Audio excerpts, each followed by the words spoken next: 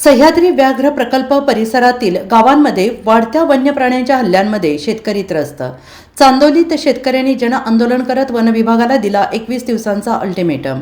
वन्य प्राण्यांच्या हल्ल्यावर प्रशासनाकडून ठोस उपाययोजना राबवण्याची मागणी। सह्याद्री व्याघ्र प्रकल्प परिसरातील गावांमध्ये वाढत्या वन्य प्राण्यांच्या हल्ल्यांमुळे भीतीचं वातावरण निर्माण झालं असून नागरिकांच्या जीवितासह शेतीचे मोठ्या प्रमाणात नुकसान होत आहे। या पार्श्वभूमीवर चांदोली अभयारण्याच्या खुंदलापूर नाक्यावर वन्य प्राणी हल्ला प्रतिबंध आणि शेतकरी संरक्षण जन चळवळ समितीच्या वतीनं तीव्र जन आंदोलन पुकारलं गेलं आहे। या आंदोलनात परिसरातील शेतकरी आणि युवक मोठ्या संख्येनं सहभागी झाले आहेत।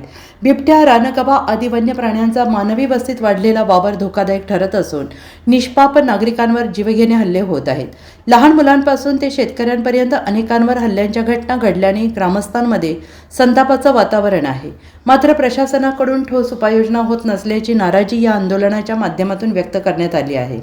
वन्य प्राण्यांच्या सततच्या वावरामुळे पिके वारंवार उद्ध्वस्त होत असून शेतकरी आर्थिक संकटात सापडले आहेत।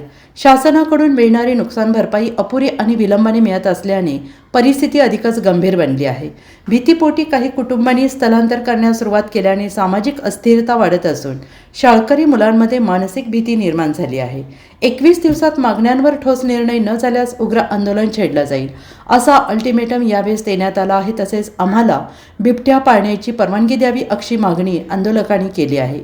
यावेळी आंदोलकांनी प्रशासनाकडे विविध मागण्या मांडल्या। यामध्ये पिकांच्या नुकसानीसाठी प्रति एकर किमान 2 लाख रुपयांची वार्षिक नुकसान भरपाई, पंचनामे 7 दिवसात पूर्ण करून तात्काळ भरपाई, अभयारण्य सीमारेषेवर सोलार फेन्सिंग, संरक्षणात्मक खंदक, सोलार कुंपणासाठी 100% अनुदान, वन्यजीव संरक्षण कायद्यात सुधारणा, रात्री गस्त पथक आणि हेल्पलाईन सुरू करणे आणि वारंवार दिसणाऱ्या बिबट्यांना पकडण्यासाठी विशेष पथक नेमणे आदी मागण्या करण्यात आल्या।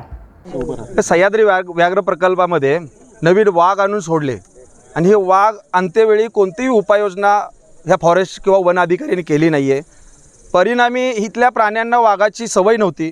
बाकीचे इतर प्राणी होते, गवा असेल, बिबट्या असेल किंवा डुक्कर, जे रानडुक्करातले जे जंगली प्राणी असेल, हे सगळेच्या सगळे गावामध्ये येऊन बसलेत आणि त्यामुळे प्रचंड गावामध्ये दहशतीचे वातावरण झालेलं आहे। गावामध्ये अनेक नागरिकांवरती हल्ले, एक काय 2 लहान मुलांना खाल्लं बिबट्यानी, अनेक गव्यांनी लोकांवरती हल्ले केलेत। लोक आज जीवन मरणाच्या दारात आहेत आणि शेती तर अजिबातच राखलेली नाही।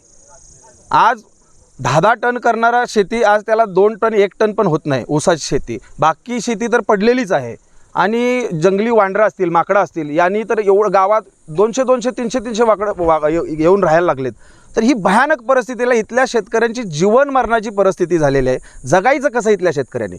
म्हणून आम्ही ह्या भागातील सर्व शेतकरी एकत्र घेऊन आज ह्या व्याघ्र प्रकल्पामध्ये जंगल सत्याग्रह केलेला आहे आणि ही सुरुवात आहे। ताबडतोब वनमंत्र्यांनी, जिल्हाधिकारी असतील किंवा वन अधिकारी असतील, यांनी या गोष्टीचा गांभीर्याने विचार करावा। आमच्या गावातील जेवढे काही वन्य प्राणी आहेत ह्या जंगलामध्ये आणून सोडावे, ह्या जंगलाला कुंपण घालावे, आमच्या बेसिक मागण्या आहेत। हे जर नाही केलं तर यापुढे भविष्यात तीव्र आंदोलन आम्ही या 4 तालुक्यातून करणार असं आम्ही या ठिकाणी सांगतो। प्राणी खाली कशामुळे वाघ सोडल्यापासून वाघ खाली इथं वाघ आल्यानंतर वाघाच्या भीतीनं सर्व आले, कारण वाघ इतर प्राण्यांना खातो, बरोबर आहे। इथल्या प्राण्यांना वाघाची सवय नव्हती आणि मग हे सर्व भिवून, किंवा दुसरी गोष्ट इथं खायला पण काही नाही। तुम्ही आत्ता जर बघितलं आजूबाजूला कुठलीही उपाययोजना नाही, चारा नाही आहे। ह्या उन्हाळ्यामध्ये जे गवे आहेत त्यांना चारा असायला पाहिजे, इतर प्राण्यांना पाण्याची सोय असायला पाहिजे, कोणतीही सोय नाही आहे। फक्त पर्यटक आणून इथं शासनाचा खर्च आणून भ्रष्टाचार करणे, पर्यटक आणून पैसा कमवणं, एवढाच उद्योग चालू आहे। इथं पर्यटकांना प्राणी पण दिसत नाहीत, खेदाची गोष्ट आहे। कसलं व्याघ्र प्रकल्प? कुणाला वाघ दिसलाय दाखवा।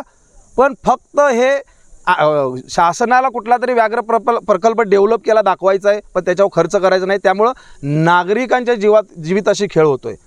1972चा कायदा शेतकऱ्यांना आता शेतात घरात म्हणजे शेतकऱ्यांच्या घरावर हल्ला केला, माणसावर हल्ला केला तरी आम्ही वाघाला काही करायचं नाही, पण वाघाने आम्हाला खाल्लं तर मग त्याचं नुकसान भरपाई देणार। मग अशी आमची मागणी आहे की जर आमच्या माणसाला खाल्लं तर आम्ही वाघाला मारतो, तुम्ही नुकसान भरपाई द्या, आम्ही देतो तुम्हाला नुकसान भरपाई। चालेल का? नाही चालेल। मग शासनानं मानव धर्म पहिला महत्त्वाचा ठेवला पाहिजे, मानवापेक्षा प्राणी महत्त्वाचा नाही। ह्या कायद्यात पण सुधारणा करायला पाहिजे आणि इथल्या लोकांना न्याय दिला पाहिजे।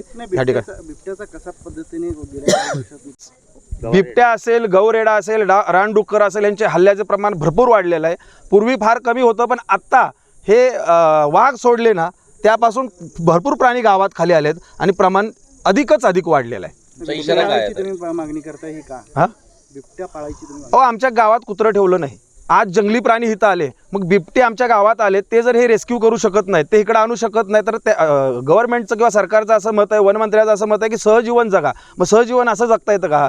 जंगली प्राणी आम्ही सहजीवन जगायला गेल्याला तर आम्हाला खाणार ना. मग जर आम्ही पाळला तर सहजीवन होईल. म्हणून आम्ही म्हणतो की बिबटा पाळायची परवानगी द्या आम्हाला. आमच्या शेतीची राखण करेल, आमच्या घराची राखण करेल, आमच्या सर्व समाजाची राखण करेल आणि आमची शेती सुरक्षित राहील. जिल्हा सांगली.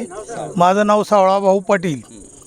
आज या अभयारण्यामुळं निव्वळ आमचं गाव 10 किलोमीटरवर आज चांदोली अभयारण्यापासून असून आज आमच्या गावातला जो 7-8 हजार टन ऊस जात होता साखर कारखान्यांना, तो आता अवघ्या 1000 टनावर आला आहे.